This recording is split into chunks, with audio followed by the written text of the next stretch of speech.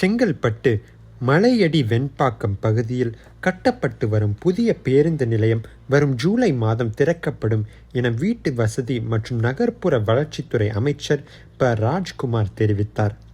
மலையடி வெண்பாக்கம் பகுதியில் 9 ஏக்கர் பரப்பளவில் ரூபாய் 130 கோடியில் செங்கல்பட்டு புகர் பேருந்து நிலையம் மற்றும் அரசு போக்குவரத்து கழக பணிமனை அமைக்க முடிவு செய்யப்பட்டு பணிகளை மேற்கொள்ளும் பொறுப்பு CMDAவிடம் ஒப்படைக்கப்பட்டது. தொடர்ந்து பணிகள் முடிவடையும் தருவாயில் புதிதாக கட்டப்பட்டது பேருந்து நிலையம் கடந்த மார்ச் மாதம் திறக்கப்பட இருந்தது.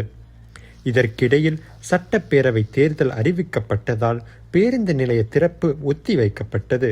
இதனைத் தொடர்ந்து புதிய பேருந்து நிலைய பணிகள் நிறைவடைந்த நிலையில் அமைச்சர் ராஜ்குமார் ஆய்வு மேற்கொண்டு துறையினரால் வைக்கப்பட்டிருந்த விளக்க புகைப்படங்களை பார்வையிட்டார்.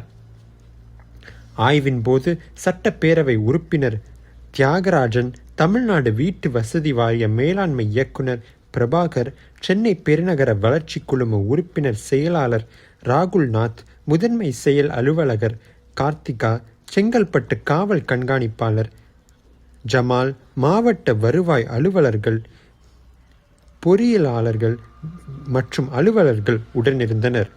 மேலும் பேருந்து நிலையத்தில் முடிவடையாமல் உள்ள பல்வேறு அனைத்து பணிகளும் நிறைவு செய்யப்பட்டு வரும் ஜூலை மாதம் புதிய பேருந்து நிலையம் திறக்கப்படும் என செய்தியாளர்களிடம் அமைச்சர் தெரிவித்தார்.